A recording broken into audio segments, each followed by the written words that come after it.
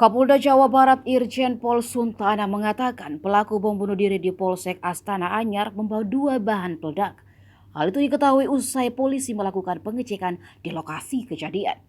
1 bahan peledak yang ditemukan telah diledakkan tim Gegana. Suntana belum bisa menyimpulkan secara pasti jenis bahan peledak yang pelaku bawa. Namun berdasarkan hasil pemeriksaan proyektil sementara, ditemukan banyak serpihan paku di lokasi kejadian.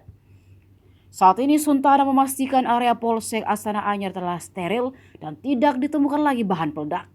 Selanjutnya polisi akan melakukan olah tempat kejadian perkara.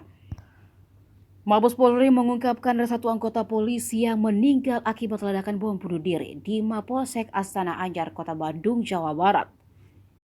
Karopenmas Divisi Humas Polri Brigjen Ahmad Ramadan memaparkan 3 polisi lainnya mengalami luka berat, kemudian 4 polisi mengalami luka ringan. Sementara itu ada 1 warga yang mengalami luka ringan.